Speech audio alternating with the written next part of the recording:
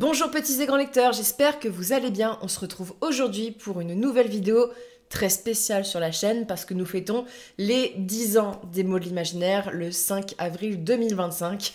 J'étais encore toute jeune et pimpante quand j'ai commencé la chaîne YouTube. Je voulais vous remercier. Je voulais vous remercier pour votre fidélité, notamment parce que je sais qu'il y a des gens qui sont là depuis le début. Je voulais dire bonjour à tous les nouveaux. Vous remercier encore de regarder les vidéos, de commenter, d'être toujours là, que ce soit sur les mots de l'imaginaire ou pour ceux qui m'ont suivi sur le projet des 3 Nornes, qui est la maison d'édition que j'ai ouverte il y a 5 ans. Et pour vous remercier, je sais pas que je suis un rat, mais c'est que je suis fauchée, j'ai envie de vous faire une vidéo qui m'a été énormément demandée, et ce depuis peut-être 10 ans en fait. C'est un top de mes 20 meilleures lectures de fantasy depuis toujours. Et avant de commencer, je voulais simplement vous rappeler une information. Ce sont les dates de dédicace. Parce que au mois d'avril, on bouge un petit peu, et notamment ce week-end, on est à Imaginalivre, à Portée-sur-Garonne, donc juste dans la banlieue de Toulouse. C'est la seule dédicace qu'on fait dans le sud de la France. Et le week-end donc de Pâques, on sera le samedi et le dimanche à Westurland à Rennes pour un merveilleux festival d'imaginaire. On sera présent aussi à Trolls et Légendes. Alors on vient juste d'apprendre l'information et on espère vous y voir nombreux aussi. Donc ça se trouve à Mons en Belgique. Et au mois de mai, je serai à Redon au Mystérial et aussi aux Imaginales pendant les 4 jours, toujours dans le parc du Cours. Et au mois de juin, on sera donc au Geek Fairies à Celles-sur-Cher à côté de Tours. Et c'est un petit peu les petites dates de ces prochains mois. Et on va commencer parce que la vidéo va être longue. Posez-vous, prenez-vous une petite boisson, qu'elle soit dans une petite tasse ou dans une pinte, voilà, mais il va falloir un petit peu de courage pour aller jusqu'au bout, parce que 20 lectures dont j'ai adoré le contenu, je vais forcément vouloir vous en parler un petit peu et me dire peut-être pourquoi j'ai tant aimé ces lectures. Alors, avant toute chose, je tiens à rappeler, c'est mon avis personnel. C'est pas ces lectures sont les 20 meilleures lectures que vous pouvez faire d'imaginaire. Ce sont les 20 lectures qui m'ont conquise, qui m'ont marqué, que j'ai adoré. J'ai tellement lu d'imaginaire que j'aurais pu vous faire un top 30, un top 40. Il y a des bouquins qui, à tous les coups, demain, je vais me dire « Oh, j'aurais préféré mettre celui-ci dans mon top et pas celui-ci. » C'est un top qui est fait en 2025. Peut-être dans 10 ans, j'aurais pas la même idée. Et peut-être, il y a 3 ans, j'aurais pas mis les mêmes livres. Parce qu'il y a déjà des livres dedans qui sont des livres que j'ai lus assez récemment. Pour ceux qui tombent sur cette chaîne et qui ne connaissent pas mon contenu, ça fait 10 ans que je parle d'imaginaire, je suis une lectrice passionnée de fantasy particulièrement, et j'ai lu beaucoup de choses, et ce depuis l'âge de 12-13 ans, notamment j'ai lu de l'imaginaire pour adultes très très tôt. Vous n'allez pas retrouver de romantasy non plus dans ce top, hein. Ne vous attendez pas à trouver des trucs dont personne n'a entendu parler. Je suis pas là pour faire la prétentieuse intellectuelle. Regardez le magnifique texte que personne n'a lu. Il y a des choses qui sont extrêmement connues, mais parce que il y a des choses qui sont emblématiques de ma génération. Il y a des choses qui seront en tête de gondole de librairie, d'autres auxquelles vous serez peut-être passé à côté, et il y a des classiques, il y a des choses qui sont sorties il y a peut-être 30-40 ans, et il y a des choses qui sont sorties il y a peut-être 6 mois, on n'en sait rien. Donc voilà, ça reste subjectif. Si vous avez envie de partager vos tops, n'hésitez pas, mais ne criez pas « Oh, elle a pas mis ça, non mais elle a pas de goût littéraire en imaginaire ». On vous voit, on sait qu'il y aura toujours des chieurs pour ça, mais commençons. Alors je serais peut-être partante de commencer par des textes qui sont évidents, c'est-à-dire que des textes, vous êtes nés dans les années 90 comme moi, vous avez grandi avec de la fantaisie, parce que je suis une génération, faut dire ce qui est, qui a baigné dans l'imaginaire, même si je n'ai reçu aucune éducation de littérature d'imaginaire. Ça, c'est moi qui me le suis faite toute seule. J'ai pas du tout eu des parents qui m'ont poussée dans ce genre-ci. Et parmi les 4 gros titres qui sont emblématiques de ma génération, je sais que ça peut faire polémique, mais je pourrais pas ne pas parler d'Harry Potter, parce que je l'ai tatoué dans le corps, ça a été déterminant. C'est-à-dire que je ne ferais pas ce métier aujourd'hui, je ne serais pas lectrice aujourd'hui si je n'avais pas découvert les aventures d'Harry, dans cette magnifique édition notamment en anglais, parce que maintenant Harry Potter, je le lis plutôt en anglais. Harry, ça a été toute ma vie, mais quand je vous dis toute ma vie, pendant une très très très grosse partie de mon existence, hein, jusqu'à mes 25 ans, en fait, jusqu'à ce que les polémiques sortent et que je me sente dégoûtée un petit peu de l'univers, mais ça a été tellement fondateur dans la personne que je suis, ça a tellement aidé mon parcours de lecteur, et c'est ce qui m'a fait lire.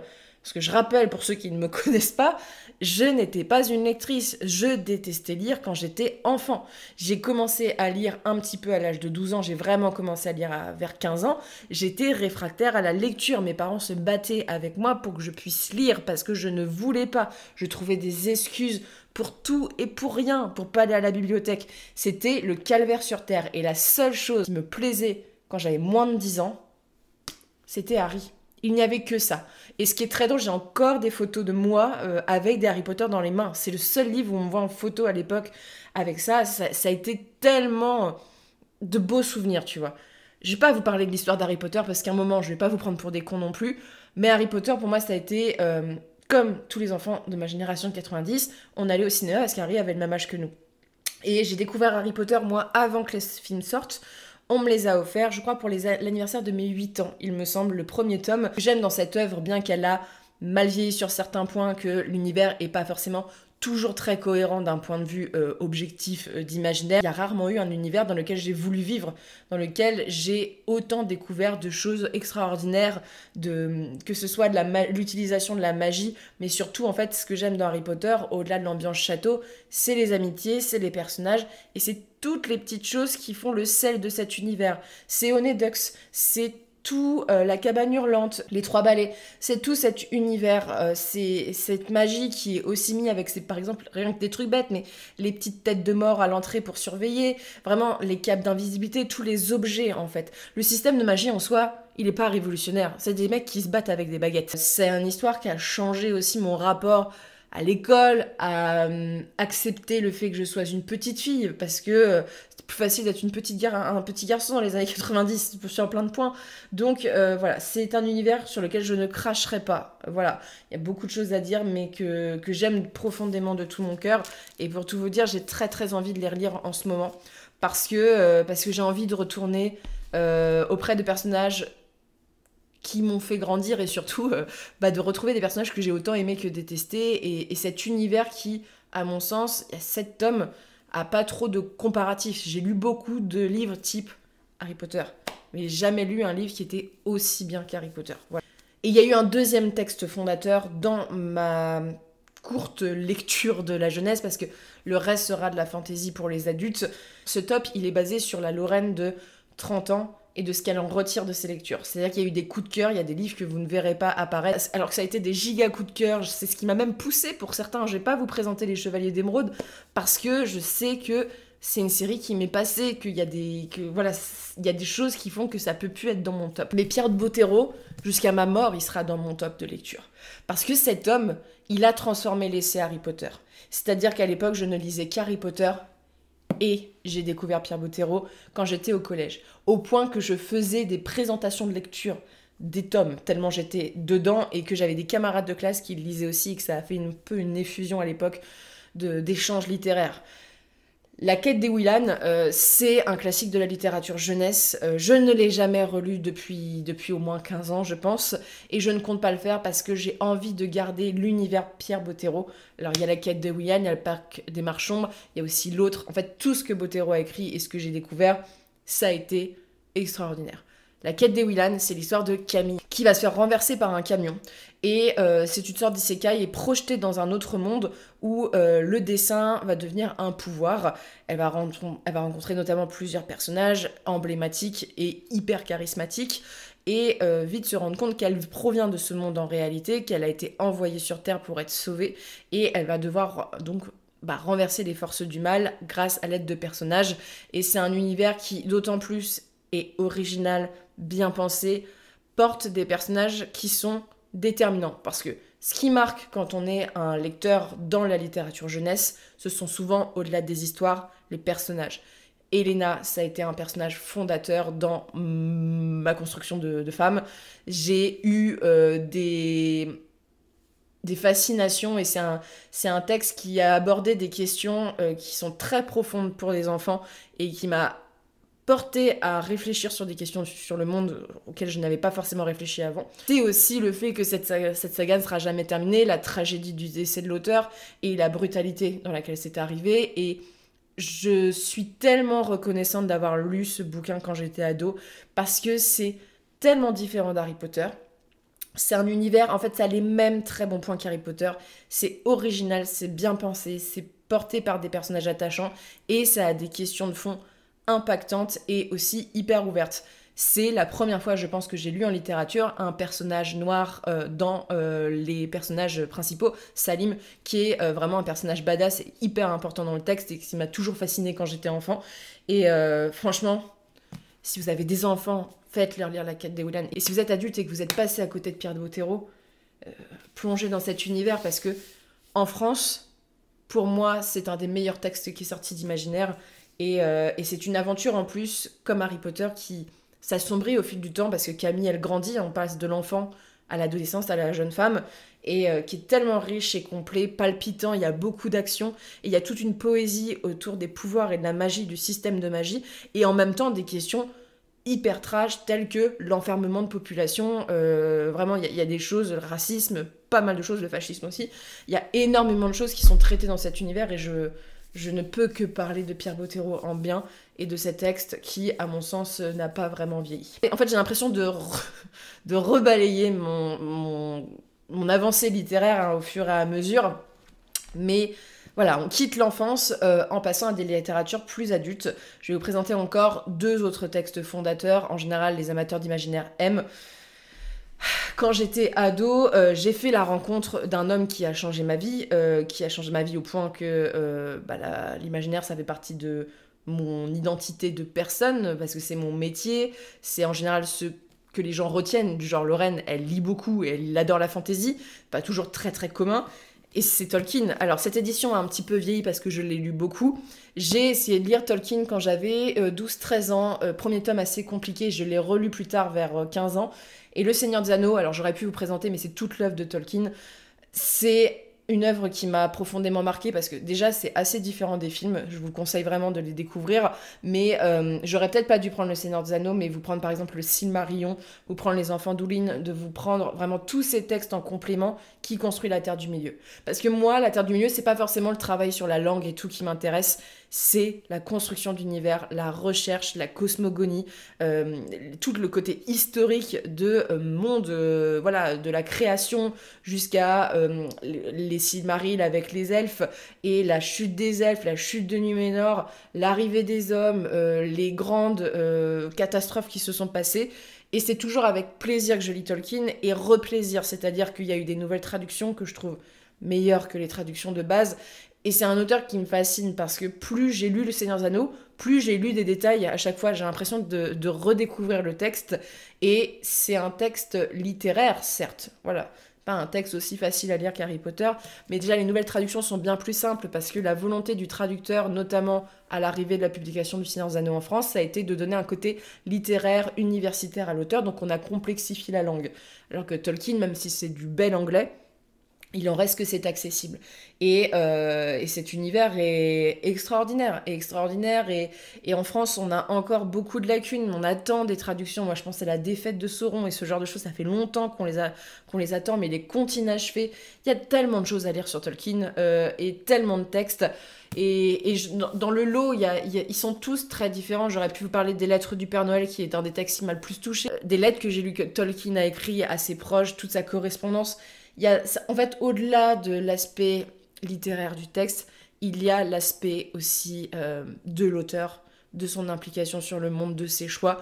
Et sincèrement, Le Seigneur des Anneaux, je sais que vous êtes beaucoup à rechigner à le lire. Je ne vous conseille pas forcément de lire Le Seigneur des Anneaux en premier, et peut-être lire Bilbo, parce que Bilbo est plus simple d'appréhension, parce que c'est de la littérature jeunesse, mais foncez-y, parce que vous allez retrouver tout ce retravail de la littérature médiévale avec ses inspirations de fantasy et ses combats épiques, ses destins tragiques. Il y a des séquences entières qui sont coupées. Vous n'aurez jamais découvert Tom Bombadil, vous n'aurez jamais découvert Charouk. Voilà, la fin, vraiment, il y a toute une partie à la fin qui a été coupée. C'est un texte en plus qui est magnifique sur ses messages. Il y a des très très belles choses parce que Tolkien, on peut le lire de façon différente. Des gens l'ont lu de façon écologique, l'ont lu de façon féministe, l'ont lu de façon marxiste. Il y a tellement de lectures différentes et je pense qu'on peut tous faire ces lectures hein, parce que Tolkien est autant apprécié des groupuscules d'extrêmes, avec des lectures qui sont vraiment, vraiment très préoccupantes, que des groupes totalement opposés. C'est un texte et c'est la richesse de ce texte-là, c'est d'avoir plein de sens différents et rien que l'univers, il faut le découvrir, mais ne vous contentez pas de lire Le Seigneur des Anneaux, parce que je pense que si vous ne lisez que Le Seigneur des Anneaux, vous ne comprendrez pas la richesse de ce qu'est l'univers tolkienien, et le nombre d'informations, vraiment, vous lisez le Silmarillion, vous vous dites, ce mec a créé tout de A à Z, tout en se réinspirant bien sûr de choses qui ont été créées, mais j'étais obligée de vous parler de Tolkien. Et pour clore ces 4 textes évidents, parce que là vous vous dire la nana fait un top, elle présente ce que tout le monde aime, il y a un autre auteur que j'ai rencontré à l'âge de 15 ans, quelques mois avant la série, et ça a été... c'est drôle parce que ces bouquins-là, je me rappelle dans quel contexte, en vacances et ce genre de choses. C'est un bouquin que j'ai eu beaucoup de mal à lire. Comme je dis, j'étais assez jeune. Hein, et surtout, il y avait énormément de personnages. Je me rapportais toujours au lexique. C'était une bricasse. J'ai mis très très longtemps à le lire. Et j'ai été embarquée parce que c'est pas la première fois que je lisais de la fantasy violente. Hein, j'ai eu l'habitude. Hein, j'ai lu des Good Kind. J'ai lu pas mal de choses qu'on voudrait un peu oublier parfois, mais c'est la première fois que le côté politique m'a autant emporté, le côté surprenant et au niveau du scénario d'être aussi bouleversé par ce qui se passait. Bah, c'est genre R. Martin, hein, je fais partie des gens qui n'attendaient plus les sorties françaises mais les lisaient en anglais pour avoir en avance. Bon, ça fait 10 ans hein, voilà, qu'on attend. Il y a des rumeurs comme quoi Georges aurait bientôt fini. Voilà, mais ça a été tellement, tellement, tellement intéressant. Et c'est un des premiers textes que j'ai lu en anglais aussi. Parce que c'est pas si difficile à lire que ça en anglais, vu que c'est du vocabulaire très scénaristique. Voilà, Georges, il a pas du tout une belle plume, et l'apport de la traduction, c'est qu'en français, le texte est beaucoup plus agréable et beau à lire qu'en anglais. Mais cette histoire de complot entre différentes familles pour reprendre le trône, voilà, qui a été abandonné, ou du moins on a chassé les Targaryens, ça a été une découverte en plus qui m'a poussée à vouloir faire de la recherche sur la guerre des 2 roses et ce genre de choses. Mais au niveau scénaristique, au niveau de je tue plein de personnages, d'être bouleversé à chaque page, la complexité de l'univers, c'est quelque chose qui m'a beaucoup marqué. Et je pense que Game of Thrones, ça a été la transition dans ma recherche de lire de la fantasy adulte complexe. Parce que vous allez voir, dans les livres que je vais vous présenter, il y a quand même des choses qui sont plus ou moins accessibles pour le grand public. Et ça a été tellement une belle découverte. Et la série est tellement différente. Et les derniers tomes sont passionnants parce que ça se complexifie, ça se lie entre les uns avec les autres, ou parfois j'étais le genre de lectrice, et ce que je ne fais jamais, c'est j'ai lu les 2 dernières pages parce que je ne supportais plus pendant ma lecture l'attente. J'étais tellement stressée par le destin des personnages et tout, c'est quelque chose que je ne fais jamais. Et ça a été tellement une rencontre avec la fantasy pour les adultes, avec la fantaisie un peu guerroyante, sanglante, qui fait que en fait j'aime la violence en imaginaire et il en est le porteur, et je pense que autant on ne peut pas aimer la fantaisie de Game of Thrones en série, autant les livres, on peut critiquer pas mal de choses. Par contre, la construction de l'univers, les rebondissements, comment c'est captivant et tout, voilà, on peut critiquer la plume, on peut critiquer l'attente entre les livres. Il en reste que ce sont des très bons livres qui n'épargnent personne. Et je vous les conseille vraiment à lire, même s'il n'y a pas de suite qui sont sorties. Vraiment, si vous êtes contenté de regarder la série, c'est tellement différent. À part le premier tome, le premier intégral qui est... Voilà, c'est quasiment du copier-coller avec la série. Après, on part, il y a des directions de scénaristiques qui sont pas les mêmes, il y a des personnages qui sont tués, d'autres pas, et ça n'a plus rien à voir. Et à la fin de ce tome-ci, il y a tellement d'enjeux, parce que souvent quand on regarde la série, on se dit il n'y a pas trop d'enjeux. Là, il y a des enjeux où on ne sait pas qui va monter sur le trône. Vraiment, sincèrement, on ne sait pas. Et c'est toujours intéressant, et notamment, ce que j'aime aussi, c'est la diversité des pays présentés, avec vraiment une complexité dans tout ce qui est gestion politique, et le système de magie, les croyances. Il y a vraiment tout un univers qui est construit de A à Z, et pour moi, c'est un texte que j'adore. Et j'ai hâte qu'il sorte la suite pour que je me remette à lire les 2 derniers tomes, histoire de me remettre en jambes, mais ça a tellement été des plaisirs de lecture, et c'est rare les bouquins qui me surprennent, quoi. Ensuite, alors là, j'ai pas fait de tri spécifique. Là, je vous ai présenté les 4 que tout le monde, je pense, a lu, que tout le monde sort dans les tops, du moins de ma génération. Là, on va passer à des textes qui sont un peu différents. Alors, il y a un texte qui est de la littérature jeunesse, mais pour moi, c'est pas de la littérature jeunesse, c'est un classique de la littérature anglaise qui est de la fantaisie animalière, et c'est peut-être le seul texte de fantaisie animalière que j'ai autant aimé. Je l'ai mis dans mon top, ça fait pas des années que je l'ai lu, mais j'ai trouvé ce texte tellement impressionnant par son équilibre entre l'univers hyper cosy qui est présenté et les thèmes et la violence et ce que ça en dit, parce que c'est vraiment hyper intéressant. C'est Watership Down, donc de Richard Adams. Donc là, c'est chez Toussaint Louverture, dans ces très très belles éditions. Alors Watership Down, ça a été adapté, il me semble. C'est un texte qui reprend un peu le concept de lapins qui vivent donc dans des terriers, ce genre de choses, et on va suivre plusieurs lapins. Ils sont 3, il me semble, 2 ou 3. Un a des visions. Il va voir que son terrier va être totalement... le terrier général va être renversé par les hommes avec des tractopelles et ce genre de choses. Personne ne croit. Je crois que c'est son frère ou son cousin. Lui va y croire, va décider de fuir, sachant qu'ils sont au bas de l'échelle, qu'ils sont maltraités dans leur système hiérarchique, parce que on parle ici d'une définition de la tyrannie. C'est un texte qui dénonce la tyrannie pendant tout le texte. Et ils vont partir et reconstruire une colonie. On suit donc toute leur avancée et toutes les embûches qu'ils vont devoir essayer de dépasser. Et c'est un texte qui, au-delà de poser des questions hyper intéressantes sur la gestion d'un état, d'une construction, d'une civilisation, va parler de la tyrannie, du système tyrannique, par le biais des lapins, notamment à des jeunes lecteurs. Alors il y a des scènes qui sont assez terribles dans le texte, notamment il y a toute une partie qui se passe alors avec des colonies, plusieurs exemples de colonies de lapins où ils vont voir que l'herbe n'est pas plus verte chez d'autres, où il y a des sacrifices, où on a aussi vraiment des systèmes de tyrannie extrêmement violente avec voilà, des lapins qui sont dans des situations horribles. Il y a aussi le rapport aux femmes, dans le fait que pour survivre et créer une colonie, il faut trouver des petites lapines, et c'est jamais facile. Et au-delà, tu dis un carcan sympa, des lapins et tout, c'est quand même un univers très trash, au message hyper fort, et à la plume qui était très très belle. Moi j'ai adoré ce côté-ci, et c'est un texte qui m'a pris à revers, parce que quand tu le commences, tu te dis c'est juste une histoire de quête de lapins qui vont fonder un nouveau terrier, mais non, en fait c'est un prétexte pour parler des vices des hommes, de la violence des hommes, en miroir par rapport à ces colonies de lapins, mais même la violence des hommes vis-à-vis des animaux, de l'écologie et ce genre de choses. C'est un texte qui est passionnant, bien écrit et qui, je pense, plaira à beaucoup de lecteurs. Je sais que beaucoup d'entre vous l'ont lu à la suite de ma chronique et qui ont adoré, et à mon sens, c'est un des meilleurs textes, et là même objectivement, je mets pas que le subjectif ici, hein, mieux écrit, mieux pensé, au message fort, hein, vous allez voir, de toute façon les thèmes reviennent, personnage attachant, et cette figure quasiment, pour moi ça fait quasiment une épopée, parce que ça reprend un peu les caractéristiques de l'épopée, avec des héros brillants et il y a des prophéties qui doivent accomplir, et en fait c'est beaucoup plus complexe qu'on ne le pense, c'est pris à revers, il y a des véritables scènes de tension, et il y a eu des adaptations nombreuses cinématographiques, il y en a même sur Netflix, mais le livre est assez exceptionnel pour le coup. En très récent, j'ai découvert une autrice que j'aime beaucoup.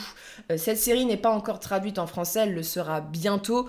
Je vous recommande pas forcément de lire la traduction française, parce que déjà je boycotte l'éditeur qui l'a traduit, mais surtout les traductions de cet éditeur sont jamais connues pour être très bonnes, et ça m'est arrivé d'en lire une récemment, c'était une catastrophe. Donc voilà, si vous avez capacité de les lire en anglais, essayez, après lisez-les en français, mais ne vous prêtez pas attention à la langue forcément, et j'ai bien peur que peut-être il y aura de la censure, parce qu'on est sur de la dark fantasy comme j'en ai rarement lu. C'est La guerre du pavot de R.F. Kuang, donc Poppy War, en 3 tomes, trilogie extraordinaire de R.F. Kuang qui prend place dans une réinterprétation de la Chine. On suit une jeune femme qui s'appelle Rin. Rin, elle est promise à un destin assez tragique parce que ses parents sont morts, elle a été récupérée par son oncle qui veut se débarrasser au plus vite d'elle parce qu'il a déjà un fils qu'elle coûte cher et il va la marier au premier vieillard qui va se présenter. Et Rin refuse ça. Et le seul moyen de s'échapper de sa condition, c'est de passer des examens pour rentrer à l'académie militaire de cette super nation. Sauf que, gros problème, cet examen, en fait, il n'y a que les nobles qui le réussissent parce qu'il est extrêmement difficile. Voilà, ça demande des questions, ça demande à avoir été éduqué depuis l'enfance, et Rin va faire appel à un vieil homme pour l'aider, et va même jusqu'à se mutiler pour rentrer dans cette académie, ce qu'elle va faire, et devenir une chamane guerrière, notamment la réincarnation du phénix. Alors, c'est un texte qui est un peu particulier dans son tome 1, parce qu'on est sur un récit initiatique, quasiment scolaire dans la première partie, et ensuite on bascule dans les prochains tomes sur du récit de guerre. Poppy War, ça a été une découverte parce que déjà j'avais assez peu lu de fantasy hors européenne. C'est quelque chose que j'adore. C'est pas écrit de la même manière, c'est pas les mêmes thèmes abordés, et ce sont des textes qui sont très engagés. C'est-à-dire que Poppy War, ça, c'est une grosse critique du racisme parce que Rin est un personnage qui a plutôt la couleur de peau foncée, et ça va être un truc assez horrible qu'elle va vivre dans le tome 1 à cause de ça. C'est le rejet de la tyrannie et du fascisme, c'est une dénonciation de la guerre, de la manipulation, une dénonciation des dépendances très diverses, notamment ici avec des produits, parce que les chamans sont dépendants. C'est une dénonciation des relations toxiques, c'est une dénonciation de la manipulation de masse, de la manipulation des soldats, c'est une dénonciation du sacrifice aussi, c'est une dénonciation de l'eugénisme, c'est une dénonciation de énormément de choses. C'est un texte qui est très politiquement engagé et qui est hyper bien fait. C'est un texte que je ne vous conseille pas à tous, parce que c'est un texte qui est très violent. Je dis pas ça en me disant la nana elle dit que c'est violent, je sais pas. Non, non. Il y a dans la fin du tome 1, un des trucs les plus choquants que j'ai lu en littérature. Pour vous prendre un exemple du tome 3, on parle littéralement de gens que Rin brûle au sens propre et qui se sacrifient d'eux-mêmes pour devenir des torches humaines et brûler des villages.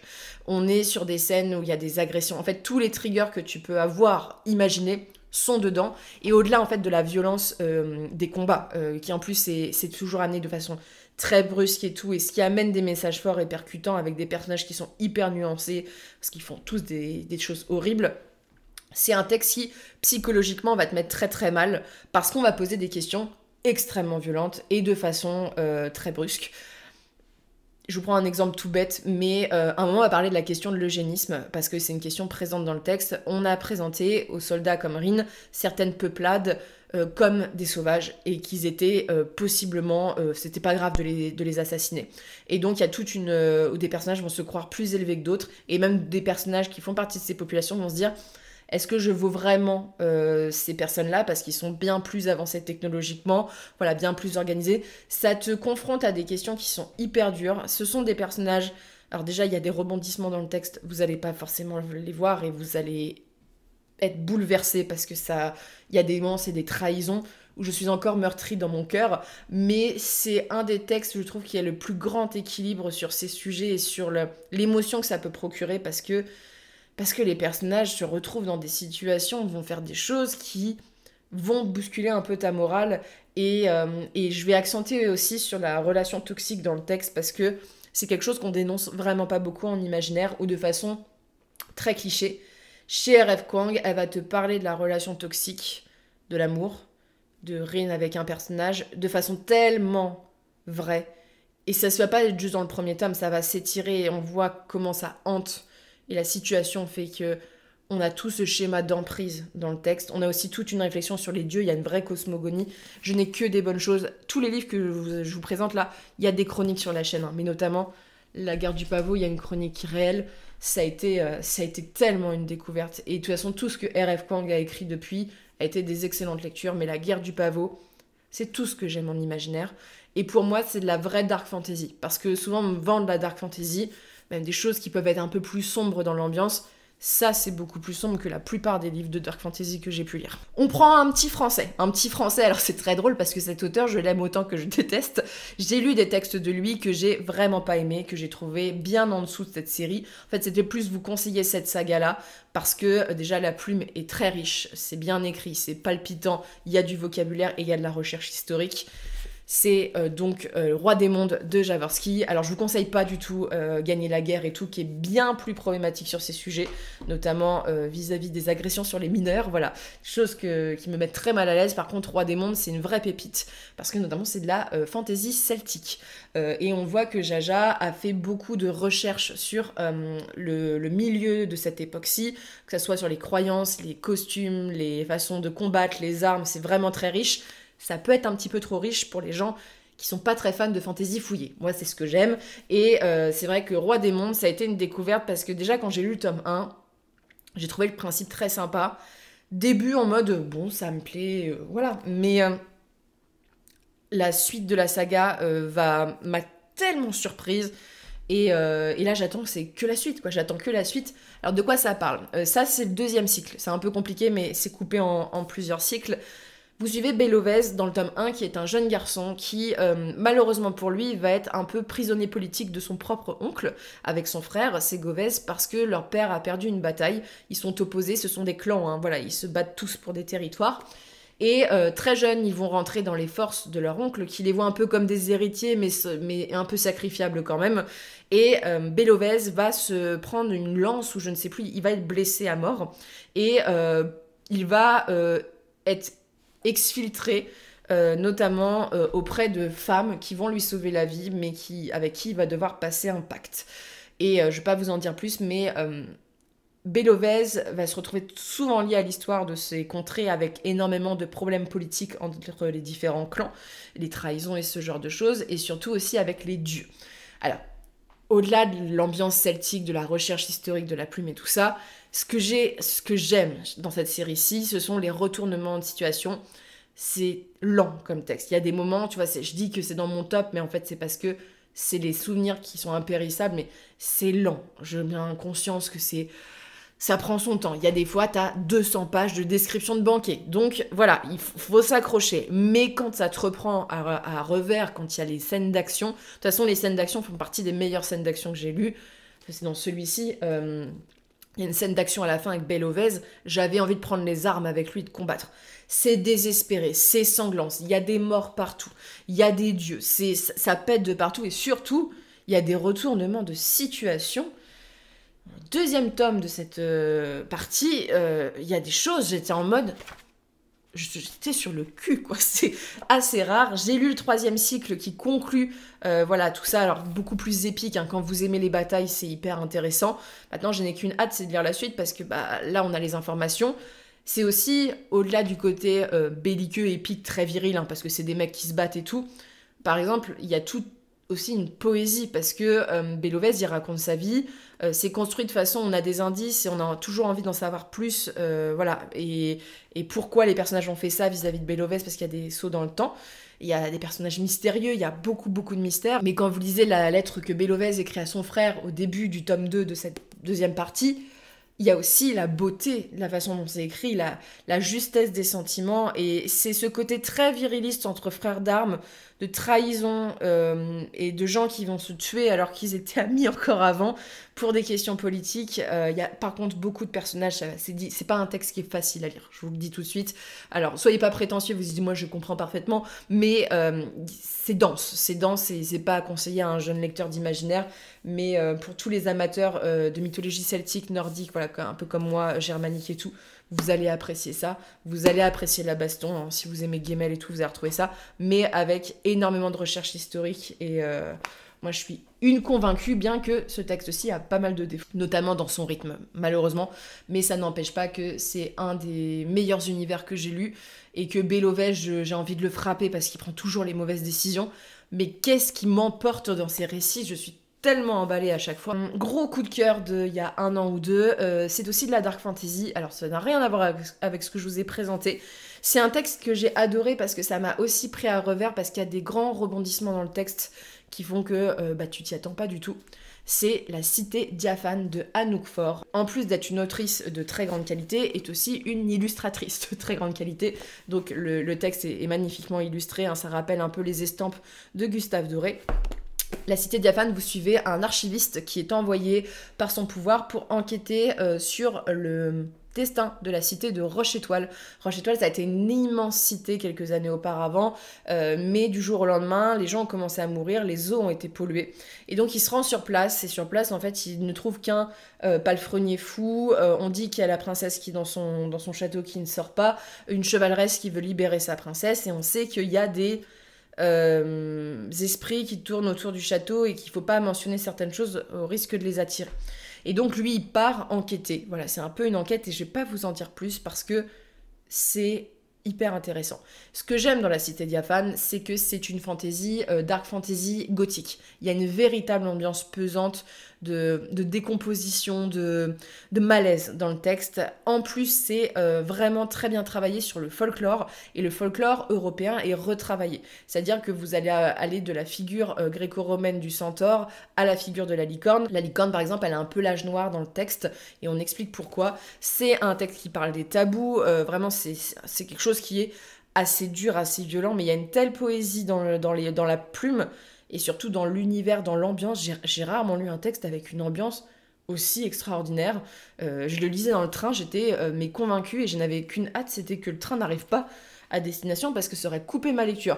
Mais j'ai eu de la chance parce que la SNCF et la Normandie sont souvent en retard. Donc nous avons eu un peu plus de temps sur le trajet, ce qui m'a permis je l'ai dévoré ce livre.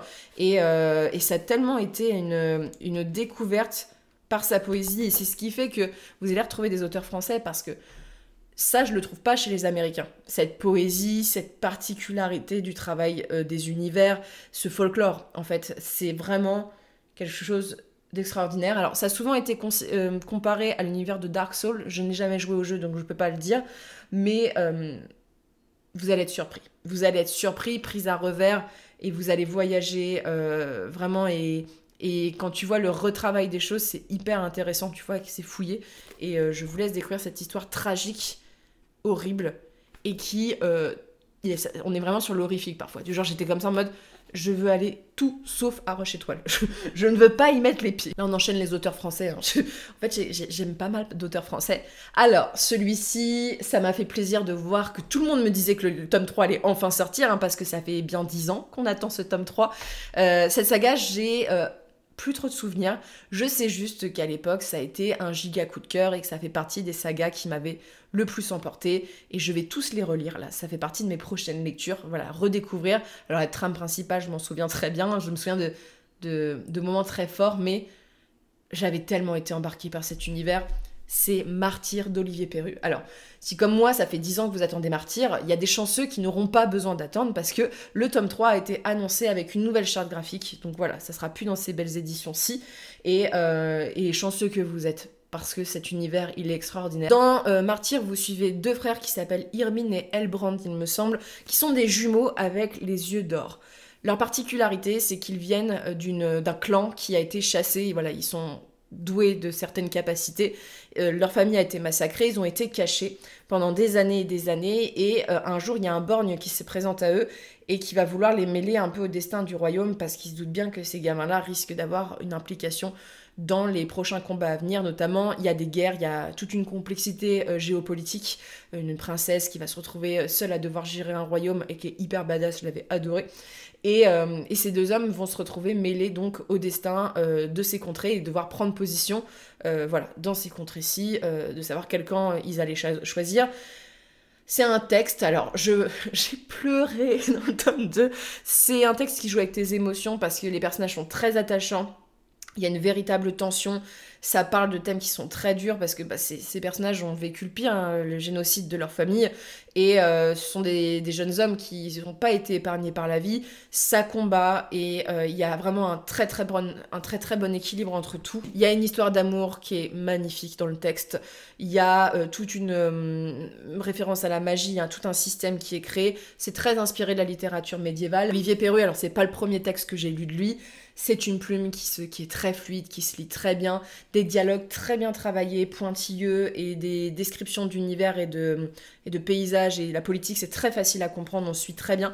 C'est pas d'une complexité folle, mais suffisamment complexe pour qu'on s'y attache, et il y a beaucoup de tension dans le texte, où on sait jamais trop vers où ça va, parce que l'auteur, il a pas pitié de ses personnages, et je peux vous dire que les larmes ont coulé à plusieurs reprises, et ça a tellement été une très très bonne découverte. J'ai tellement été attachée à ces personnages-ci, à ce destin, parce que voilà, c'est un multi-point de vue. Et il restait tant de mystères à élucider que voilà, je vais devoir les relire, parce que là on parle quand même j'y ai pas touché depuis au moins 10 ans. J'ai attendu cette suite comme le Messie, je pensais qu'elle allait jamais sortir, et tous les gens à qui j'ai conseillé Martyr ont adoré cette saga. C'est vraiment sous-estimé, mais... c'est une pépite d'imaginaire, c'est un des meilleurs livres d'imaginaire français. Moi, c'est vraiment dans les meilleurs que j'ai lus. Et l'histoire ne vous laissera pas indemne, parce qu'en fait, l'histoire, elle a tout pour être émouvante, palpitante. Il y a une certaine originalité aussi dans ce que ça raconte, notamment, voilà, on va apprendre tout le passé de ce clan, toute la complexité de ces royaumes, et les enjeux politiques qui sont vraiment intéressants. Ensuite, on passe, alors là, c'est un grand coup de cœur. Pareil, j'attends la suite avec beaucoup d'attente, mais malheureusement, il n'y a pas de suite annoncée. L'auteur a des problèmes de santé, donc on attend aussi. Je crois qu'on est encore sur des textes qui ne sont pas sortis depuis 10 ans. Les Salauds Gentilshommes. Alors moi je suis une très grande fan des Salauds Gentilshommes, c'est une saga, dès les premières pages j'étais emportée. Je suivais donc Locke Lamora, qui est un voleur, voilà, il travaille avec son meilleur ami, alors je l'appelle Jean parce que je trouve qu'il y a un côté Robin des Bois dedans, mais avec son meilleur ami ils font des casses, voilà, c'est leur manière de vivre, et ce texte-ci on va suivre toute leur enfance, voilà, comme en parallèle d'un casse. Et la petite particularité, ce Robin des Bois ne reverse pas l'argent aux pauvres, c'est-à-dire qu'il le garde pour lui, et il va se retrouver mêlé à un clan, notamment doué de magie, qui va les mettre un peu dans la merde, voilà. Et donc t'as toute cette histoire-ci en parallèle de leur enfance et de la construction des personnages. C'est tellement un livre sur l'amitié, c'est tellement... Alors c'est drôle, ce sont des personnages... comment dire, c'est des filous, voilà.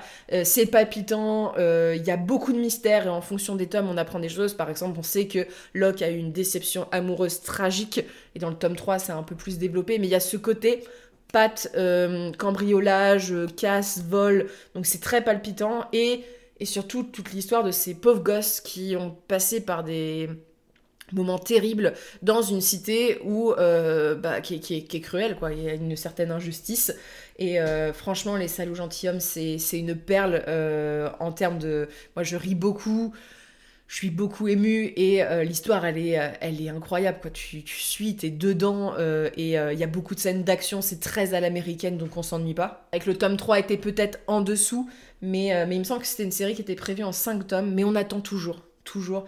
Mais cette saga, sincèrement, si vous aimez les trucs un peu à la Robin des Bois, vous allez adorer. Parce que là, en plus, c'est très adulte. Il y a des complots, des renversements, des tueries et des choses vraiment pas cool. Il y a beaucoup de dénonciations, notamment sur les violences faites aux enfants et ce genre de choses. Et je suis toujours embarquée par ce texte et j'ai tellement hâte que ça sorte. J'en rêve toutes les nuits, voilà. On continue avec les auteurs français et notamment un auteur que j'adore en tant que personne, parce que la personne est sympathique, mais surtout son univers, je suis fan de chez fan, c'est Stéphane Plateau avec Manèche. Alors Manèche est pas forcément le représentant du meilleur texte de cet univers parce que c'est une très grosse introduction qui met en place un petit peu les éléments importants à mettre en jeu dans le texte et ensuite vous avez l'histoire à partir du tome 2 un peu plus palpitante. Manèche, vous suivez l'histoire d'un homme que l'on va repêcher. Il y a une espèce d'embarcation qui longe un fleuve pour aller à un endroit. Et cet homme, une fois sur le bateau, va raconter son histoire, voilà. Et on va mettre en place toute la question des dieux, le côté très mystérieux, la cosmogonie, la magie, dans un monde entouré de forêts avec plein de dangers. La véritable histoire de Manèche, et du moins du Sentier des Astres, c'est l'histoire d'un personnage féminin qui est sur ce bateau, qui va raconter un petit peu son périple depuis son enfance jusqu'à l'âge adulte, et savoir pourquoi elle se rend à l'endroit où ils doivent tous aller, dans un climat de guerre qui est exposé, où on voyage beaucoup, où il y a une vraie richesse de l'univers, et pour tout vous dire, c'est une des rares fois où j'ai été soufflée par les descriptions, parce que il n'y a rien de comparable à Manèche en termes de mythologie. La façon dont sont décrites les créatures est tout bonnement mystérieux, ça fait peur parfois et en même temps c'est captivant. Il y a tout un univers mais tellement bien fouillé, tellement riche, tellement d'inspirations différentes et on ne s'ennuie jamais. Il y a des rebondissements, on s'y attend pas.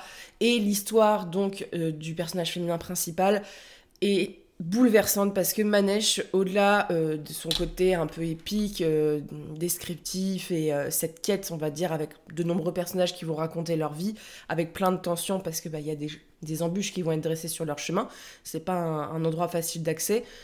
C'est le parcours d'une femme qui va subir le pire, notamment il y a toute la relation toxique et affreuse dans ce texte-ci, et raconter un petit peu jusqu'où ça va et quel est cet enfant avec qui elle est.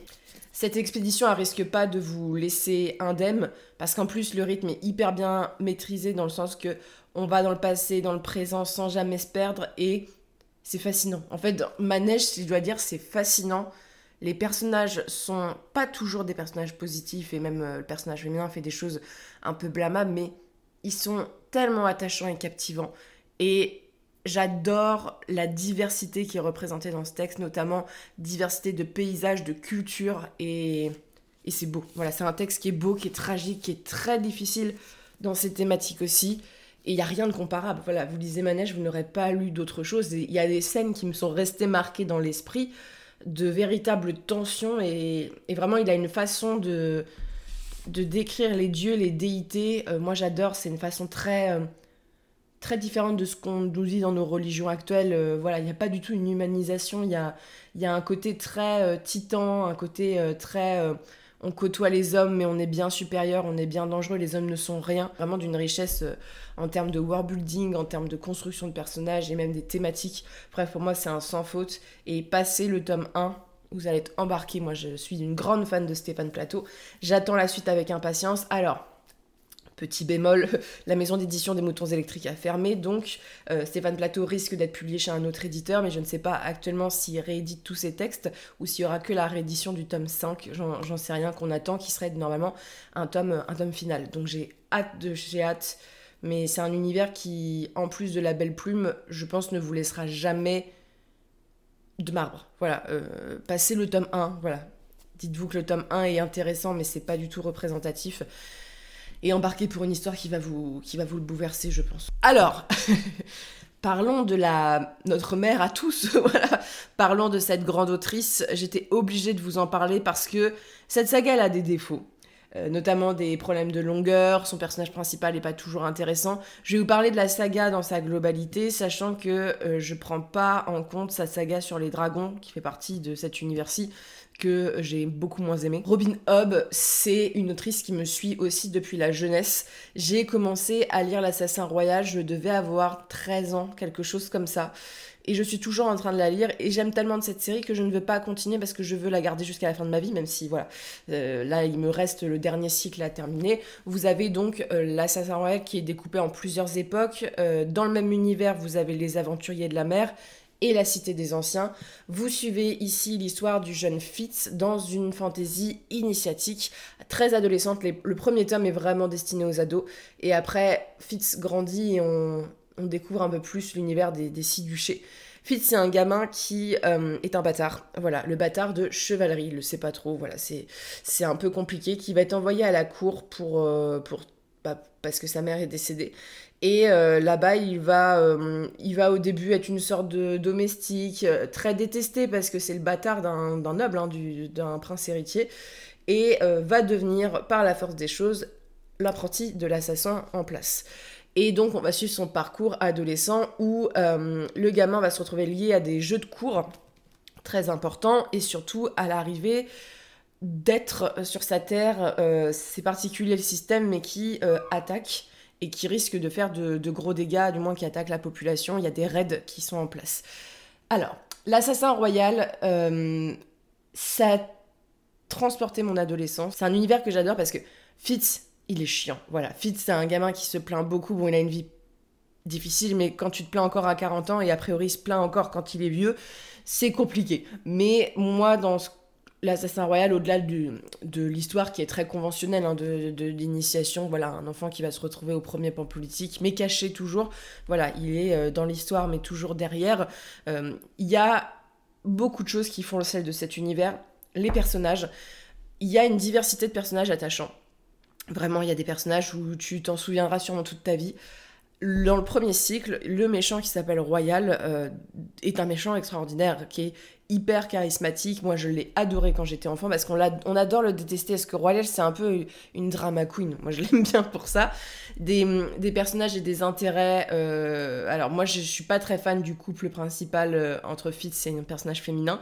Et il y a plein de mystères, notamment, il y a le rôle du fou dans le texte qui soulève plein de questions, et donc au fur et à mesure de votre lecture, vous allez découvrir un petit peu tout ça, et on va suivre en fait le destin de ce gamin qui a pas la vie facile et qui cherche qu'à être aimé d'une certaine manière, avec de l'épique, avec des complots. En fait, il y a tout ce que j'aime pour faire un bon récit de fantasy, et il y a aussi dedans tout le système magique. Il faut savoir que Fitz, il a ce qu'on appelle le don. Il peut communiquer notamment par la pensée d'une certaine manière. Et voilà, il y a tout un système qui est pensé, qui n'est pas de la high fantasy où ça pète de partout, mais qui est très crédible d'une certaine manière et qui donne le sel. Et Il y a aussi tout l'intérêt dans ce texte-ci à la disparition des dragons, aux animaux. Il faut savoir que Fitz a un lien très particulier avec un animal et ça donne des scènes tout à fait touchantes. Voilà, il y a beaucoup de choses dans lesquelles on peut se reconnaître et au fur et à mesure du texte, le personnage va prendre en intensité, il va y avoir des complexités, Fitz va devenir un homme et va faire des choix. Et au-delà de l'assassin royal que j'aimerais toute ma vie parce que il y a ce côté adolescent que j'aime beaucoup et j'ai grandi avec Fitz, il y a les aventuriers de la mer que j'aime et je pense que c'est un des textes, peut-être même le texte que je préfère dans cet univers-ci, qui se passe vous avez les 6 duchés, là où se passe l'assassin royal, mais c'est un monde beaucoup plus large et dans un endroit où il y a des ports assez importants et où des grandes familles qui règnent, et vous suivez donc tout un contexte de piraterie avec des bateaux qui ont une âme. Voilà, je vous en dis pas plus, mais alors, les aventuriers de la mer, c'est très violent. Il y a des moments, c'est même très choquant, surtout à la fin, mais c'est un texte qui est extraordinaire du fait de ses rebondissements, de son univers, et ça complète en fait. C'est pour ça que je vous dis, ne vous contentez pas de lire l'Assassin Royal, lisez les autres textes, parce que même si le truc des dragons, la cité des anciens, j'ai beaucoup moins aimé, ça explique beaucoup de choses, et ça remet, je pense, énormément en contexte, et j'ai tellement hâte, et j'ai tellement pas envie de lire Le Fou et l'Assassin, parce que c'est une relation qui m'intrigue, parce que je pense que je vais être triste. Et il faut savoir que Robin Hobb, vous avez des tomes où c'est la parlotte. Voilà, c'est un rythme très lent. Il y a beaucoup de digressions parfois, mais ça fait un peu fan service, je pense, pour certaines personnes. Mais on est tellement attaché à l'univers et on est tellement à aimer l'assassin royal. Mais il y a une façon aussi, Robin Hobb, elle a une très belle plume qui se lit très facilement. Elle a une manière aussi d'apporter des messages derrière ses textes qui sont fluides et elle dresse des portraits féminins hyper sympas. Il y a toute une dimension écologique du respect de la nature et des animaux. Voilà, des questions sur le pouvoir et ce genre de choses. Et sur l'héritage, parce que Fitz, voilà, c'est le fils de chevalerie, et qu'est-ce qu'il va faire de cet héritage-ci? Et il y a des scènes extrêmement poignantes entre certains personnages, et voilà, c'est un texte, Robin Hobb, elle joue beaucoup sur la psychologie des persos.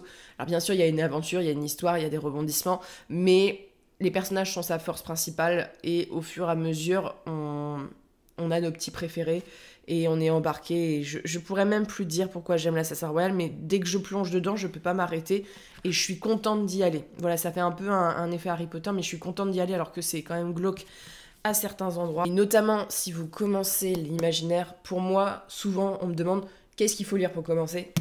Lisez l'Assassin Royal. Il y a tout, c'est facile. Ça reprend des clichés, mais c'est bien construit. Il y a une bonne façon d'aborder les personnages, le récit est intéressant et les messages sont sympas sans être trop complexes. Voilà, c'est de la fantaisie accessible et c'est ce qui en fait son charme, et j'aime tellement Robin Hobb. Et je l'aime pas que là-dedans, je l'aime dans Le Peuple des Reines, je l'aime dans Le Dieu sauvage. C'est une autrice que j'aime parce que elle a une façon d'écrire et une façon de dire les choses qui correspondent à mes goûts. Alors toujours chez ces collections que j'aime beaucoup chez J'ai lu, qui sont des intégrales, il y a La Couronne des 7 royaumes de David Bicot. Alors La Couronne des 7 royaumes, c'est un texte qui est peut-être plus du tout réédité, parce que je sais, quand j'avais sorti ma vidéo il y a maintenant bien des années, je m'étais fait à moitié engueuler parce que les gens le trouvaient pas. C'est pas moi qui gère les stocks des maisons d'édition, voilà. Mais c'est un texte il y avait eu des pannes, on va dire, de réapprovisionnement, et donc il n'était pas facile de trouver. Je sais pas si c'est encore le cas, mais ça a été une très très belle découverte. C'est un texte qui m'a bouleversée parce que il y a des renversements. C'est une première fois dans les premières fois que j'ai lu un texte où j'ai été choquée de la fin des tomes. David Bicot, donc c'est une saga, il y a 4 ou 5 intégrales, hein, c'est une grosse série. Vous suivez... alors, c'est piégeux parce que le tome 1 ne suit pas forcément... On suit un des personnages principaux, mais c'est un univers à multi-points de vue. Vous suivez un jeune homme qui s'appelle Tavis. Tavis, c'est un petit con au début du récit. C'est le fils du roi en place dans son petite contrée. Il est destiné à devenir donc le roi plus tard. Et il a un écuyer, il fait sa vie de gamin un peu insupportable et bien privilégié. Et un jour, il se rend en fait dans une fête dans le village voisin où il y a des diseuses de bonnes aventures. Alors ça va être un truc assez important parce que la magie est assez liée à ça. et qui va lui annoncer que il va avoir un destin de merde en fait. Il va lui dire ça. Il le croit pas, il est très en colère et peu de temps après, il rencontre une femme qui s'appelle Brienne, une jeune fille à qui il est destiné. Voilà, et il en tombe amoureux immédiatement. Et ils passent une nuit d'amour ensemble, ils attendent pas, voilà, de toute façon ils sont destinés à finir ensemble. Sauf qu'au réveil, Brienne a un couteau dans le cœur, elle est morte, et lui est juste à côté en train de dormir. Donc il va se faire arrêter et vient là toute sa déchéance où il va être sauvé par un personnage mystérieux. C'est un texte qui est très tourné sur les complots de cour au fur et à mesure, parce que là, Tavis c'est un personnage important, mais ça va plus être le personnage principal au début, voilà, au fur et à mesure du texte. C'est un univers où vous avez des mages et des cours, des sortes de magiciens, avec un système de magie qui est très bien pensé. Et ces mages-ci, dans mon souvenir, parce que là on part sur une série que j'ai peut-être lue il y a 6-7 ans au moins, ces mages-ci, ils appartiennent à certaines catégories de population, qui sont plutôt des populations mises au banc de la société, très dans les populations qui vivent... qui sont nomades, voilà, qui ont une esthétique particulière par rapport aux gens qui sont en place, aux régnants. Et en fait, il va y avoir une rébellion organisée un petit peu avec des gens qui vont essayer de renverser certains pouvoirs, et ça va amener à des complots politiques et des personnages principaux qui vont se mêler à ça. Que ce soit un grand révolutionnaire qui a envie de remettre ces gens en place au premier ordre parce que c'est les gens qui obtiennent la magie, ou même des gens qui essayent de sauver aussi ces cours-ci parce qu'ils se rendent bien compte que le pouvoir qui arrive peut être très très dangereux et tyrannique. C'est un texte qui est hyper intéressant du fait de sa magie qui, au-delà de ça, dénonce en fait le racisme, l'injustice, voilà, la différence et ce genre de choses, mais qui met en place des complots politiques hyper intéressants. Moi j'avais adoré toute la complexité politique, des scènes d'action époustouflantes parce que la magie est assez visuelle dans ce texte-là. Des trahisons, des complots et beaucoup de rebondissements. Voilà, moi, c'est ce qui m'avait plu. Et une véritable esthétique. J'ai rarement lu ce côté très 10 heures de bonnes aventures, peuple nomade et vraiment le choc, en fait, entre les cultures qui sont mises en avant. Et c'est un texte qui est hyper intéressant avec un vrai méchant charismatique. Et... tu te poses plein de questions de savoir quel est le bien, quel est pas le bien, et t'as le cœur serré parce que voilà, c'est un texte qui est très cruel, mine de rien, et où les trahisons sont de mise. Voilà, je vous le conseille, c'est vraiment une très très bonne série. J'avais adoré à l'époque, qui est pas si connue que ça, hein, malheureusement, La Couronne des Sept Royaumes. Mais si vous aimez la fantasy politique, complot politique, la magie, voilà, avec un univers qui est pas trop semblable, c'est médiéval, mais avec voilà, d'autres interprétations. C'est sympa parce qu'en plus on voyage, on n'est pas que sur le carcan européen, parce que je me souviens qu'on a des scènes qui se passent dans des peuplades du désert et tout, c'est assez chouette. Là, on passe sur un auteur chouchou, dark fantasy aussi, très violent. Alors là, pour le coup, ça découpe. J'adore cet auteur et je pense que c'est le seul auteur que je continuerai à lire chez Brajlon. Voilà, avec le temps. C'est un homme qui me fascine parce que son univers, j'ai quasiment tout lu de lui sorti en français. Et il a écrit plusieurs séries, mais celle-ci est quand même la meilleure. C'est un giga univers. Abercrombie. Alors, il a écrit aussi une série de Young Adult Viking qui est sympa, mais j'avais envie de vous parler de La Première Loi parce que c'est son classique et c'est son meilleur livre. Alors, La Première Loi, c'est découpé bizarrement. Vous avez donc la trilogie de La Première Loi. Vous avez des tomes indépendants, il y en a 3 ou 4. Et ensuite, vous avez sa deuxième trilogie. Il faut que je lise le dernier, il me manque. Qui est plutôt dans une période industrielle, mais qui fait suite à La Première Loi. C'est les mêmes pays, c'est les mêmes mondes. Ça se situe dans le pays qu'on appelle l'Union. L'Union, il va pas très bien, le pays, parce que au nord, il y a des grands guerriers qui essayent d'annexer des territoires. Au sud, pareil, c'est la merde. Il y a vraiment des guerres en préparation. Et c'est un récit à multi-points de vue. C'est-à-dire que vous allez suivre Glokta, qui est le personnage le plus, je pense, intéressant du texte, qui est une sorte de manipulateur, conseiller, qui travaille donc à l'Union pour essayer de sauver son pays pour le meilleur et pour le pire. Voilà, il va faire des choses un peu compliquées. Vous avez... donc comment il s'appelle, le charmant jeune homme Gézal, voilà, qui est un capitaine qui, lui, a plutôt envie de jouer aux cartes que de combattre. Voilà, il est... on va découvrir tout son passé, mais c'est quelqu'un qui a été énormément traumatisé par la guerre, mais qui est une très fine lame. Vous avez un homme qui s'appelle Logan, les 9 doigts, qui est un des chefs, en fait, des clans au nord, qui voit sa place menacée. Et voilà, il y a une jeune femme aussi dans cette contrée-ci où ça va mener forcément à des quêtes. Et vous avez surtout un homme qui se prétend magicien, Bayaz, qui est un peu un des premiers magiciens du royaume. Et sa venue, en fait, son retour va bouleverser le destin de ce pays-ci. C'est un pays donc en proie aux guerres, en proie au complot politique, avec plusieurs points de vue qui forment une histoire qui est tout bonnement hyper intéressante. C'est de la fantasy pure à l'américaine, vous ne vous ennuyez jamais, vous êtes tout le temps dans l'action. C'est cruel, c'est tragique, il y a des... C'est de la baston, ça coupe dans tous les sens. C'est ce que j'aime, c'est que c'est un peu barbare, voilà, c'est un peu découpe, et c'est un texte qui est assez traumatisant. Moi, je sais que dans celui-ci, on va parler du cannibalisme à un moment, et on va en parler de façon hyper choquante, et du genre, quand j'étais en ma lecture, j'étais en mode, oh, j'ai pas envie, mais la façon dont c'est fait, en fait, c'est très cruel. C'est de la fantaisie très dark, avec tout ce qu'on peut imaginer sur la guerre et ses conséquences, avec un mélange de magie, de complot politique, des personnages qui sont soit hyper attachants, soit hyper badass, vraiment avec une palette de personnages qu'on aime détester parfois, et des enjeux où, bah forcément, vous imaginez que quand on a un récit multi-point de vue, les personnages vont se réunir d'une certaine manière. Donc voilà, c'est à couper le souffle, ça se bat souvent, donc on s'ennuie pas.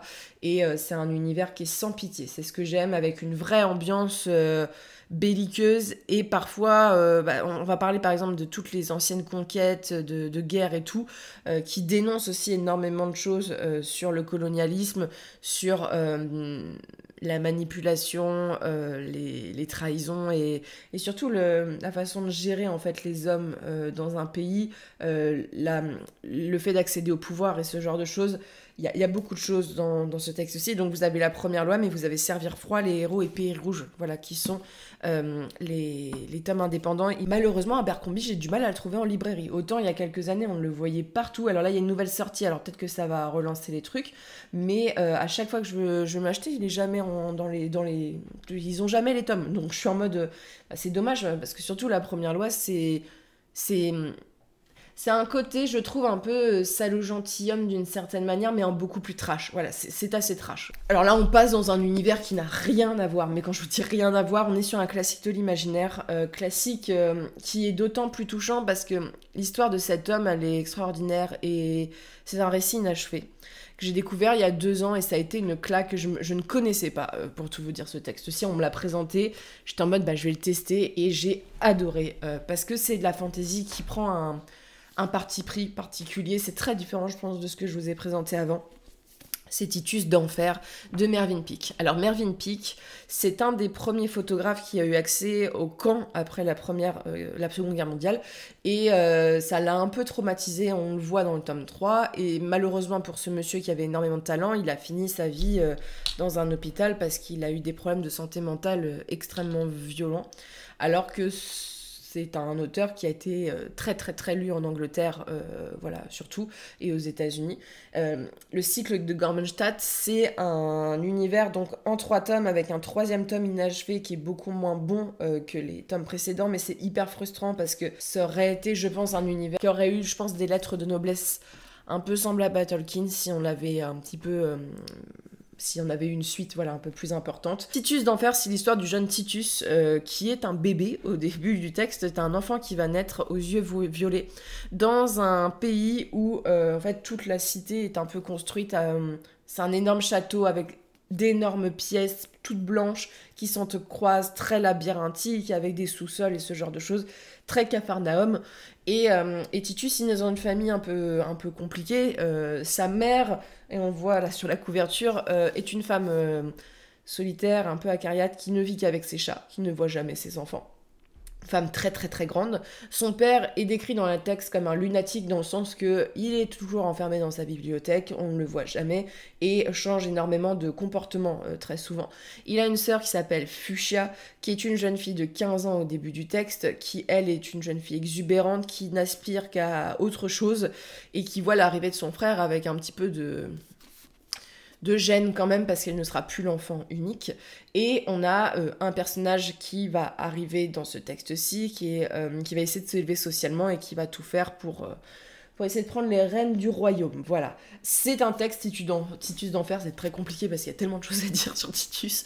C'est loufoque. C'est loufoque parce que déjà, les descriptions, alors c'est super bien écrit, la plume est superbe, mais vous n'aurez jamais lu quelque chose de semblable. Il y a un côté très Alice au Pays du Merveille d'une certaine manière dans ces descriptions de paysages, ce côté un peu improbable, les tenues excentriques, les personnages excentriques, il y a beaucoup de jeux de mots, beaucoup de cynisme porté par les personnages. Il faut savoir que les persos ont des noms en général assez moqueurs, et donc ça joue beaucoup sur la langue, sur les mots.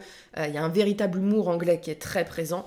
Et en même temps avec des thèmes super durs. Parce que ce premier tome, c'est vraiment un tome d'exposition de comment on vit au château, voilà, l'évolution, la présentation des personnages, qui est des persos que vous oublierez jamais. Tellement de palettes différentes. Hein. Et le deuxième tome est un tome beaucoup plus violent. Voilà, là, Titus, c'est plus grand. Hein, là, on le voit, il va jusqu'à ses 8 ans, je crois, dans le premier tome. Et après, ça devient un jeune homme. Et les scènes du tome 2 sont atroces. C'est vraiment, j'en ai pleuré, c'était horrible. Et c'est un texte qui est sans concession. Et le troisième est beaucoup plus...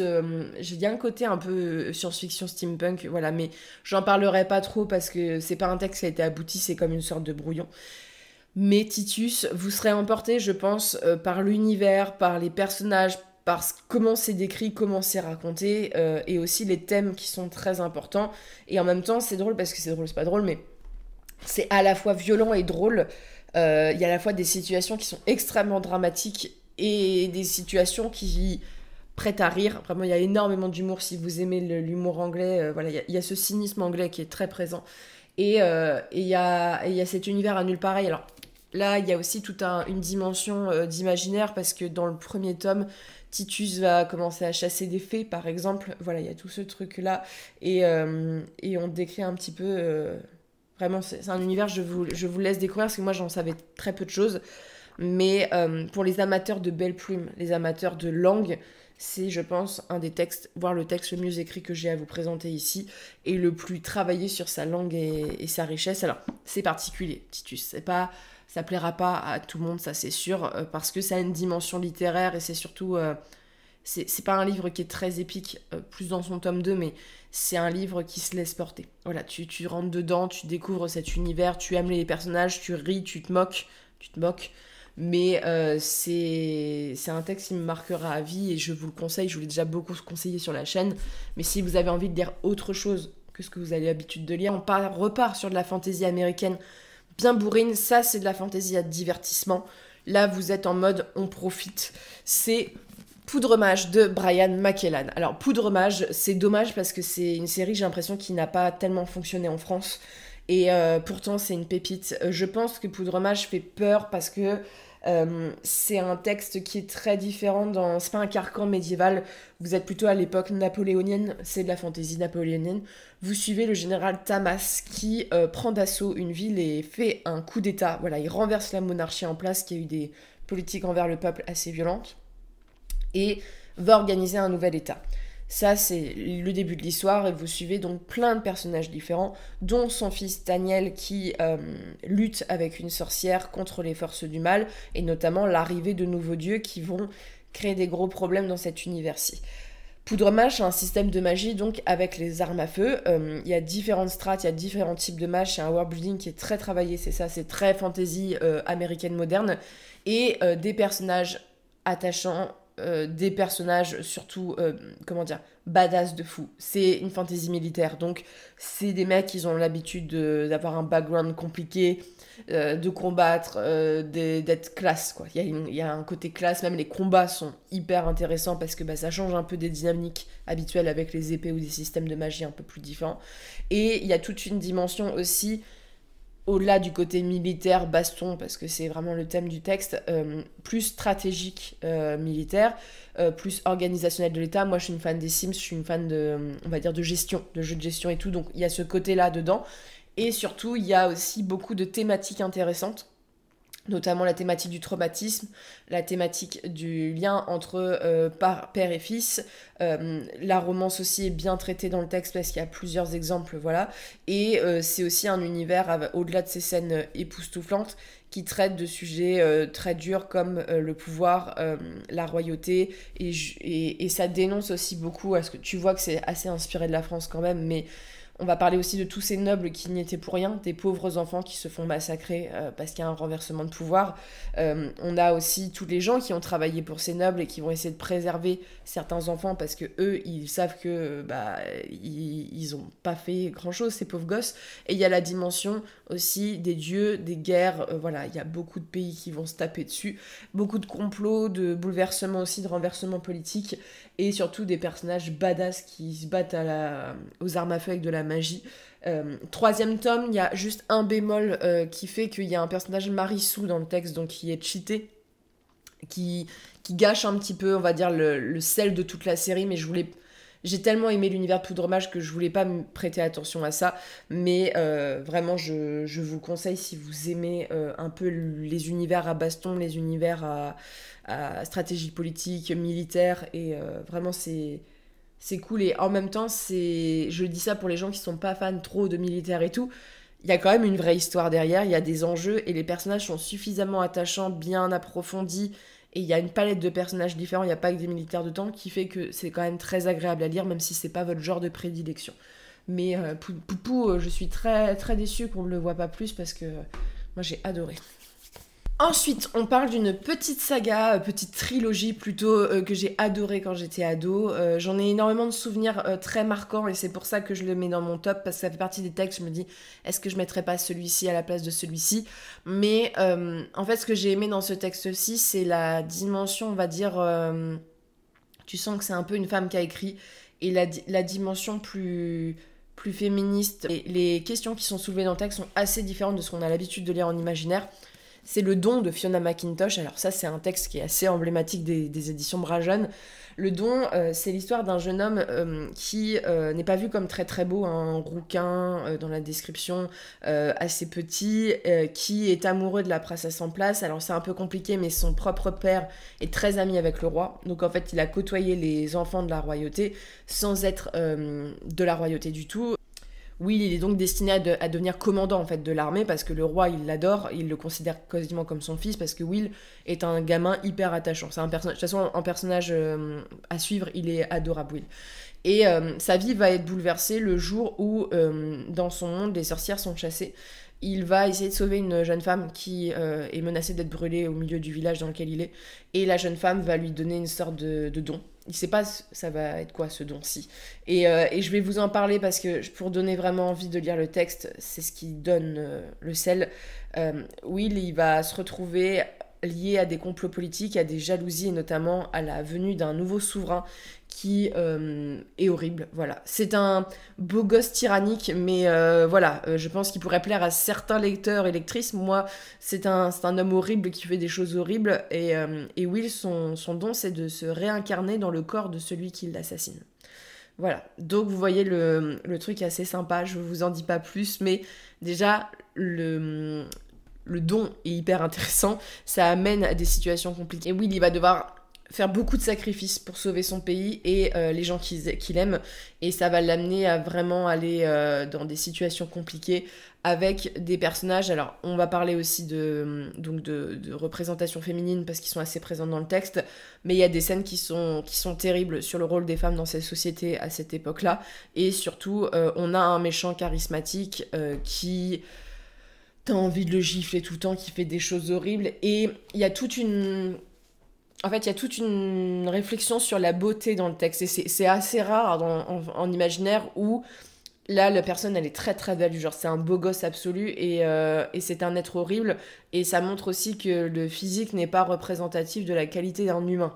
Voilà, et je pense que c'est assez mise en avant par rapport à la culture médiévale, ou même dans l'histoire, on a souvent prêté le fait que les gens beaux étaient les gens gentils, et que les gens qui n'étaient pas beaux étaient des gens plutôt vils, et ce genre de choses, qu'en fait la beauté reflétait un peu l'âme de la personne. Et donc il y a cette réflexion-là. c'est palpitant, il y a aussi pas mal d'action, et c'est un texte, moi, qui a joué avec les sentiments, qui est terrible et qui est beau à la fois, et vraiment les thématiques sont hyper chouettes. Je vous le laisse découvrir, c'est de la vieille fantasy, mais c'est très très cool.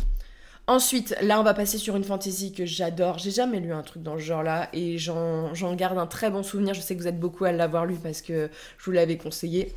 C'est la trilogie de l'ours et du rossignol de Catherine Arden. Alors, ce texte-là, c'est très drôle parce que je l'ai reçu dans une box, je ne l'avais pas forcément demandé. On suit la petite Vassia, qui est la dernière née d'une famille, dans un univers qui s'inspire beaucoup de la fantaisie russe, et même c'est vraiment l'histoire russe, et c'est ça un des points intéressants, c'est qu'on a même des périodes historiques. Vassia, elle vit avec son père dans un domaine entouré de neige, voilà, très perdue dans la campagne. Sa mère est décédée, donc elle a une belle-mère, et ses frères sont suffisamment grands pour avoir quitté le nid. Vassia, elle écoute les légendes de sa Dounia, et une des légendes parle d'un démon qui s'appelle Moroskov, qui est le dieu de l'hiver, qui a des yeux magnifiques bleus et qui apporte le gel et donc qui apporte la mort. Sauf que Vassia, c'est pas une petite fille comme les autres, elle a un certain don, c'est celui de voir un petit peu les créatures du folklore. Et ça va pas plaire du tout à sa famille, surtout à sa belle-mère qui veut qu'elle devienne une bonne jeune fille, voilà, qu'elle veut qu'elle se marie et qu'elle rentre dans la société. Et Vassia va s'y opposer, alors qu'un prêtre catholique, ou orthodoxe plutôt, rentre dans la ville et essaye aussi de la convertir d'une certaine manière. C'est un texte qui est brillant parce que déjà son univers de l'hiver, son univers de l'histoire de Russie est hyper bien travaillé. Si vous êtes comme moi des grands amateurs de folklore, et de folklore pas bébétisé, non, la vraie faille, la faille cruelle, le folklore cruel, voilà, on retrouve ça avec des descriptions magnifiques, un univers magnifique. Là, on a cette dimension-là qui est très traitée. Il y a ce personnage de Vassia qui est une jeune fille très indépendante qui va se battre et être au premier plan de l'histoire.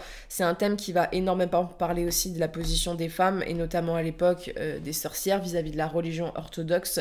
Voilà, Vassia, c'est une jeune fille qui est assez jolie, et elle a ce côté Esmeralda et Frodo, il y a un peu ce côté-là dans le texte. Et on est sur un univers qui passe un peu du folklore à l'historique au fur et à mesure du texte. Et il y a Moroskov dans le texte, donc le dieu de l'hiver. C'est un texte, et je veux pas vous spoiler, mais qui a une des plus belles romances que j'ai pu lire ces dernières années, qui est fascinant par toute la dimension magique folklore dans le texte. Vraiment, il y a tellement de choses à dire dessus. J'ai appris beaucoup de choses sur l'histoire de Russie, parce qu'il y a vraiment une bataille à la fin qui s'est passée. Et c'est un texte qui te déchire le cœur parce que les gens vont prendre des décisions qui vont affecter le destin de Vassia, qui est un personnage hyper badass que j'adore. Et il y a nul pareil. Il y a une espèce de contemplation dans le texte qui est mis en avant, tout en mettant de l'action. Une espèce de dénonciation. Il y a un peu comme la lecture arthurienne, t'as tout ce mythe de folklore et religion qui s'opposent. Et un côté magique aussi qui est très cool. Et les paysages sont à couper le souffle. Et vraiment, c'est une fantaisie un peu plus posée. Il y a de la bataille, mais c'est pas l'enjeu là, pour le coup. Et j'adore cet univers. Il faut que je lise d'autres choses de Catherine Arden parce que j'ai vraiment été emportée. Je vous le conseille vraiment. Si vous avez envie de lire de la faillerie autrement et d'être émerveillé en fait par le texte, c'est vraiment un texte magnifique. Et enfin, on termine, pas par le moins bon d'entre tous. Vous vous dites, elle en a pas parlé, mais j'en parle, j'avais envie de le mettre en dernier. Ma grande découverte de ces dernières années, j'ai lu toute son œuvre principale, là c'est fait, hormis 2-3 choses qui sont assez difficiles à trouver en français. Mais je suis obligée de parler de Terry Pratchett, donc fantasy humoristique, le maître de la fantasy humoristique, avec sa saga du Disque Monde, que j'ai terminé, j'ai fini le cycle de Tiffen Patrak il n'y a pas très très longtemps. Alors, comment vous parler de Pratchett ? Je vous ai fait une vidéo complète sur les Disques Mondes, mais c'est de la fantasy qui mêle un peu humour et thème par chaque récit. Vous avez plusieurs cycles. Vous avez le cycle des mages avec Rincevent, qui va notamment aborder donc tout ce qui est mage, fantasy, notamment les premiers tomes sont des critiques du genre littéraire de la fantasy. Vous avez le cycle des sorcières, vous avez le cycle de la mort, et vous avez le cycle des inventions, et vous avez le cycle du guet, qui est le cycle de la police et qui est mon préféré. C'est un monde, voilà, c'est un monde où les tomes, moi je vous conseille plutôt de les lire dans l'ordre de publication pour vraiment découvrir l'univers comme Pratchett l'avait pensé, mais chaque tome va aborder un thème très particulier, et de toute façon chaque cycle a des thèmes importants. Le Gué, par exemple, va beaucoup parler des questions de racisme, de différence, de violence policière et ce genre de choses. La mort, donc tout ce qui est lié à la mort, mais on peut avoir par exemple le Père Porcher, donc les fêtes de Noël, la mort qui ne veut plus travailler, donc qui prend un apprenti avec Mortimer. C'est extrêmement drôle. C'est de l'humour anglais très réfléchi. On a la chance en France d'avoir la traduction de Patrick Couton qui est exceptionnelle, c'est-à-dire que les jeux de mots sont retransposés et Patrick Couton a été même remercié par son travail à cause de ça parce que c'est vraiment, on a vraiment beaucoup de chance. Et surtout, ce sont des textes qui sont très engagés pour leur époque. Moi, c'est ce que j'aime avec Pratchett, c'est que déjà, c'est très fouillé. Quand tu es un peu dans la maîtrise du sujet qui est abordé, tu te rends compte que le mec c'est vraiment de quoi il parle. Et on en parlait même avec des gens qui avaient des connaissances sur des sujets très pointilleux, qui ont dit mais même là il y a des références, et genre même des gens qui s'y connaissent, ils la voient même pas, tellement il y a des couches de lecture différentes dans les textes. C'est de l'humour cynique, acide, avec des portraits de personnages loufoques, et à travers ça on porte des messages forts et en même temps tellement engagés. Je pense, je vais vous reciter le cycle du Gué, hein, mais on a des personnages, par exemple, trans qui sont mis en avant dans le texte. On a, par exemple, une naine qui, donc tous les nains sont des hommes, a priori, qui un jour se décide à vouloir porter des petites chaussures à talons. Et donc, il y a des gens qui l'accompagnent. Il y a plein de diversités qui sont représentées. Et c'est très moqueur voilà, du fascisme et ce genre de choses, avec des personnages... Vous ne les oublierez pas. Que ce soit des personnages badass comme Mémessire du Temps, que Chicard qui fait pitié mais on l'aime quand même. C'est hyper important et c'est surtout très bien pensé. Et ça me forme un monde exubérant, hyper intéressant et qu'on n'oublie jamais vraiment. Et les personnages me font rire, l'univers me fait rire. Et en même temps, tu vas pleurer aussi. Parce qu'il y a des tomes qui sont hyper durs sur leur thématique, qui sont hyper triste. T'as beau faire de la fantaisie humoristique, c'est pas pour ça que la littérature est pas moins sérieuse, bien au contraire. Et la plume est géniale, et vraiment les dialogues, les persos, vous les oublierez jamais. Voilà, Pratchett, bon, j'ai fait une vidéo 50 minutes dessus, donc j'explique plus dans la vidéo, mais c'est vraiment, moi, un coup de cœur, un cycle. Et comme je vous le dis, alors, c'est peut-être plus facile pour vous de lire par cycle parce que c'est moins long.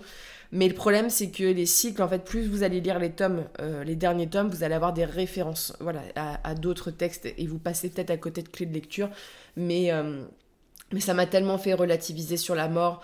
J'ai tellement été conquise par ces sorcières et d'assumer, en fait, d'être différent et d'être des femmes surtout différentes.